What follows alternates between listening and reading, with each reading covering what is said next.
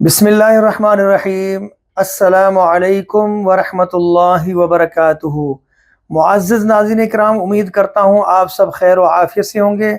आज की क्लास में इंशाअल्लाह ताला हमारे सबक का जो उन्वान होगा वो है नून साकिन और तनवीन के कायदे, और उनमें से जो पहला कायदा है इजहार।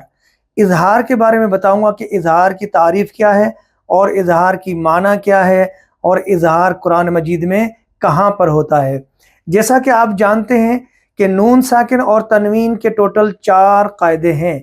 पहला इजहार, इदगाम, इख्फा और इक़लाब। कुरान मजीद के अंदर ये कवानीन बहुत अहमियत के हामिल हैं।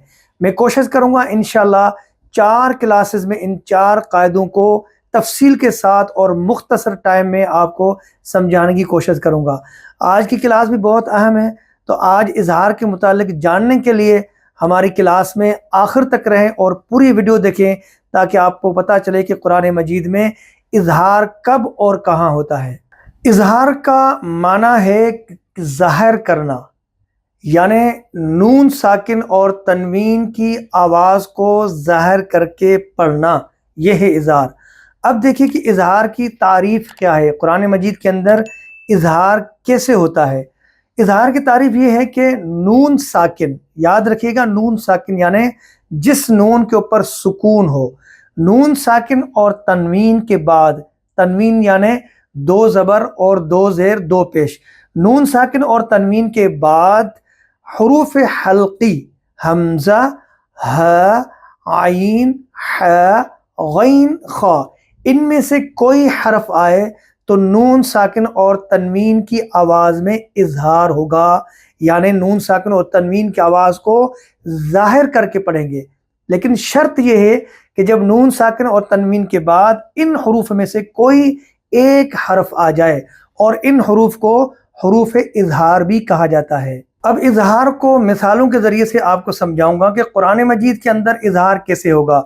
जैसे सूरतुल फातिहा की आयत है, अऊज़ु बिल्लाहि मिनश शैतानिर रजीम, सिरातल्लज़ीना अनअमत अलैहिम।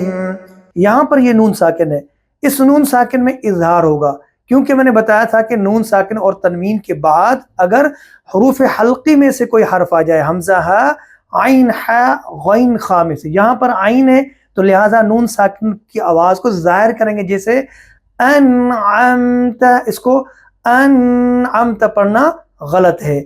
इसी तरह सूरह फलक की आयत, वमिन शर्रि गासिकिन इज़ा वक़ब। अब यहाँ देखिए शर्रि गासिकिन, काफ के नीचे तनवीन 2 ज़ेर है, तनवीन के बाद ये हमज़ा है। याद रखिएगा अलिफ के ऊपर कोई हरकत आ जाए, ज़बर ज़ेर पेश वगैरह, तो अलिफ भी हमज़ा बन जाता है। तो लिहाजा तनवीन के बाद ये हमज़ा है, तो तनवीन में क्या करेंगे, इजहार करेंगे, जैसे गासिकिन इज़ा वक़ब। यहाँ गासिकिन पढ़ना गलत है। तीसरी मिसाल आप देखिए, सूरह लहब की आयत है, मा अग़ना अन्हु मालुहु वमा कसब।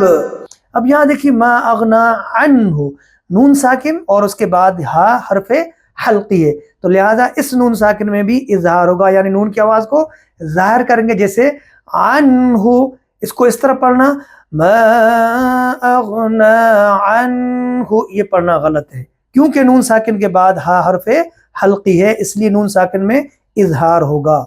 इसके बाद देखिए अगली मिसाल है सूरतुल कौसर की, यह आयत नंबर 2, फसल्लि लिरब्बिका वन्हर। यहाँ पर नून साकिन है, नून साकिन के बाद कौन सा हरफ है, हरफ हल्की है, तो नून साकिन की आवाज़ में इजहार होगा, यानी इसकी आवाज़ को ज़ाहिर करेंगे, वन्हर, वन्हर पढ़ना गलत है। और इसी के साथ सूरतुल ये कारिया देखिए आप, नारुन हामिया, आखिरी आयत है सूरह अल कारिया की, नारुन हामिया, ये तनवीन है 2 पेश, उसके बाद हा हल्फ हल्की है, तो तनवीन की आवाज़ को ज़ाहिर करेंगे, नारुन, ये पढ़ना गलत है, नारुन हामिया। फिर सूरत अल-बय्यिना की बिल्कुल आखिरी आयत, ज़ालिका लिमन खशिया रब्बह।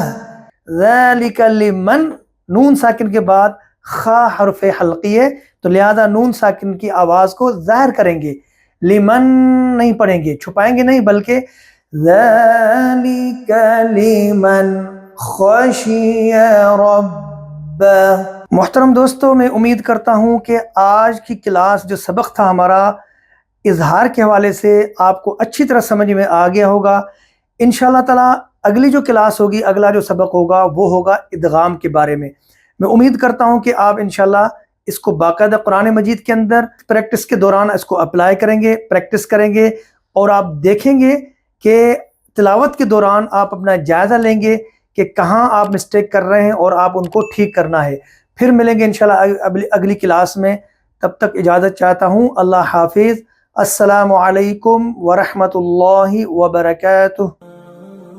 लर्न कुरान विद कारी अब्दुल जब्बार। दिलकश तिलावत और तजवीद के उसूलों के साथ कुरान मजीद को सीखने के लिए कारी अब्दुल जब्बार के ऑफिशियल यूट्यूब चैनल को सब्सक्राइब करें।